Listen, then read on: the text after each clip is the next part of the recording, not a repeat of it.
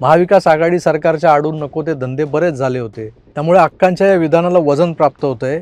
माझ्याकडे आकडा नाही म्हणण्यापेक्षा माझ्याकडे बेईमानी नाही आहे। माझ्याकडे आकडा नाही म्हणण्यापेक्षा माझ्या पक्षाला खोटं बोल पण रेटून बोल करता येत नाही। माझ्या पक्षाला इतरांचे पक्ष फोडता येत नाहीत, नेते पळवता येत नाहीत। माझ्या पक्षाला ड्रगचा धंदा करता येत नाही, ड्रगचा धंदा करता येत नाही, ड्रगचा धंदा करता येत नाही। मित्रो, अक्का आपला पक्ष ड्रग्सचा धंदा करत नाही किंवा आमच्या पक्षाला तो जमत नाही असं जेव्हा म्हणतात ना, तेव्हा तो करून पाहायला गेला होता का न जमायला, याचाही विचार करायला नको का?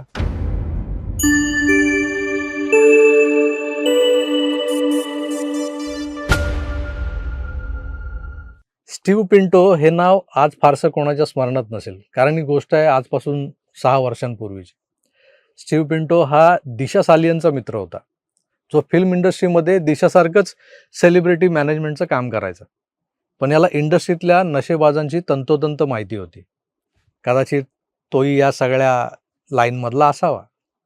आता मानसिक ताण तणाव आणि हेक्टिक शूटिंगचं जे शेड्यूल असतं, हेक्टिक शेड्यूल्स, यांना मॅनेज करताना बहुतेक सगळ्याच सिनेस्टार्सना किंवा हे सगळे सिनेस्टार्स दारू किंवा इतर अंमली पदार्थांच्या आहारी गेलेले आपण पाहिलेले आहेत। स्टीव्ह पिंटो या सगळ्यांच्या सहवासात असल्यानं त्याला अगदी जवळून माहीत होतं की कोण कोण कसल्या कसल्या प्रकारच्या नशा करतं, कुठल्या कुठल्या नशेत हे बुडालेले आहेत। याच स्टीव्ह पिंटोनी दिशा सालियनच्या खुनानंतर अनेक ट्विट्स केलेली होती। त्यातून त्याला बरंच काही सांगायचं होतं। त्याने अनेक डॉट्स आपल्यासमोर मांडून ठेवले होते, पण ते जोडताना आले कोणाला। आणि मुंबई पोलिसांनी त्या ट्विटकडे दुर्लक्ष केल्याचा आरोप दिशाचे वकील करतात। कारण स्टीव्हच्या एका ट्विटनुसार 7 जून 2020 रोजी काय होतं या तारखेला, तर ही जी निर्माती आहे एकता कपूर, तिचा वाढदिवस होता आणि त्या वाढदिवसाच्या निमित्तानं तिच्या बंगल्यावर एक पार्टी झाली। त्या पार्टीला दिनो मोरिया, सूरज पंचोली, तत्कालीन पोलीस आयुक्त परमबीर सिंग आणि आपले युवा नेते आदित्य ठाकरेही हजर होते असं लिहिलेलं आहे त्या ट्विटमध्ये। आणि या पार्टीत ड्रग्सचं सेवन केलं गेलं होतं असाही त्याचा आरोप होता। पण ते ट्विट आता गायब आहे। या संदर्भातली माध्यमात प्रसिद्ध झालेली एक बातमी, तीही 2025 म्हणजे 25 मार्च 2025ची, गेल्या वर्षीची आहे, जेव्हा दिशा सालियनचे वडील पुन्हा ॲफिडेव्हिट सकट पुढे आले, तेव्हा जे चालू होतं तेव्हातली स्क्रीनवर दाखवतोय बघा। दिशा सालियन प्रकरणात निलेश ओझा यांनी आमदार आदित्य ठाकरे यांच्यासह अभिनेता दिनो मोरिया, सूरज पंचोली आणि माजी पोलीस अधिकारी परमबीर सिंग यांच्यावरही गंभीर आरोप केलेत। वकील निलेश ओझा यांनी माध्यमांशी बोलताना म्हटलेलं आहे की नार्कोटिक्स ब्युरोच्या तपासात आढळून आलंय आदित्य ठाकरे हे ड्रग्ज बिझनेसमध्ये सहभागी आहेत। त्या संदर्भातली इत्थंभूत माहिती आम्ही अर्जात दिली आहे। आदित्य ठाकरे, दिनो मोरिया यांच्या फोन कॉलसह समीर खान नावाच्या व्यक्तीची DFP नावाची एक कंपनी होती जी ड्रग्जचं सिंडिकेट चालवत होती। आदित्य ठाकरे यांचं नाव ड्रग्जच्या बिझनेसमध्ये आल्यानंतर समीर वानखेडे असो किंवा नार्कोटिक्स ब्युरोचे इतर अधिकारी असतील, त्यांना आदित्य ठाकरेंवर कारवाई करण्यासाठी कोणी थांबवलं असा सवाल ओझा यांनी विचारलाय। त्यामध्ये किती कोटींची डील झाली असाही सवाल वकील विचारतात। पोलीस आयुक्तालयात आमची जॉईंट सेक्रेटरी यांच्यासोबत चर्चा झाली, त्यानंतर त्यांनी पोलीस आयुक्तांशी फोनवरून चर्चा करून संबंधित प्रकरणात ही तक्रार दाखल करून घेत असल्याचं म्हटलंय।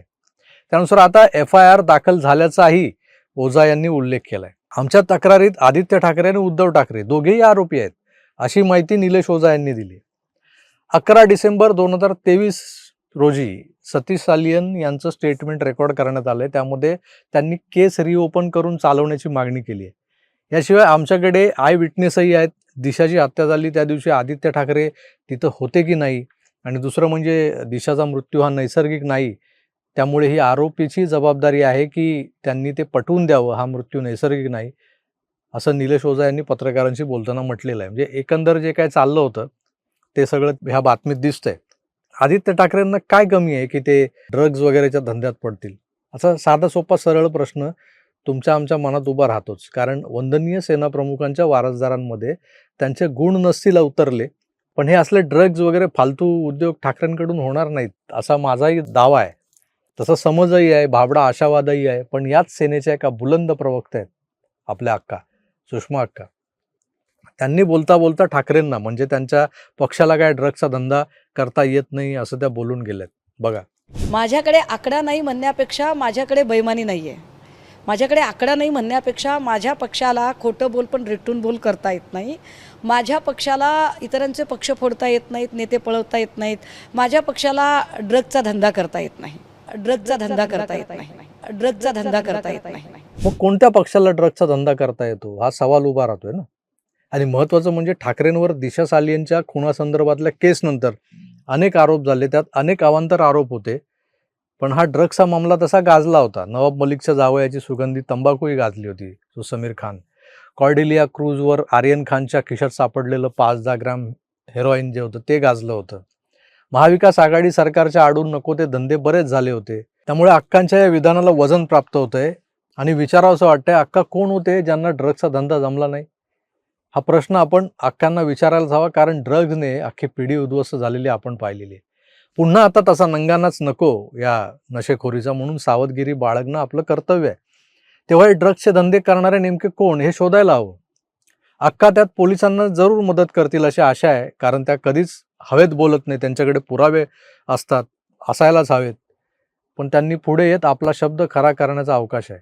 मित्रो, अक्का आपला पक्ष ड्रग्सचा धंदा करत नाही किंवा आमच्या पक्षाला तो जमत नाही असं जेव्हा म्हणतात ना, तेव्हा तो करून पाहायला गेला होता का न जमायला, याचाही विचार करायला नको का? तर यावर आपलं काय मत आहे मला जरूर कळवा. ड्रग्सचा धंदा यांच्या पक्षाला जमला नाही, यांनी केला नाही, मग कोण करत होतं, कुठल्या पक्षाला हा ड्रग्सचा धंदा जमत होता, हे सुद्धा सुषमा अक्कांनी स्पष्ट करायला हवं.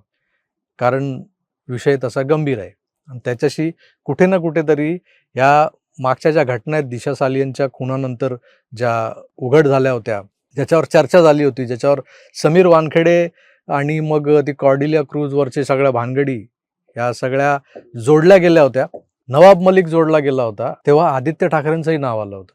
त्यामुळे यावर निश्चितच प्रकाशझोत टाकणं गरजेचं आहे.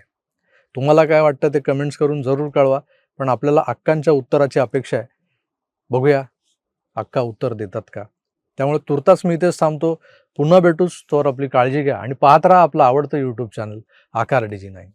धन्यवाद. नमस्कार.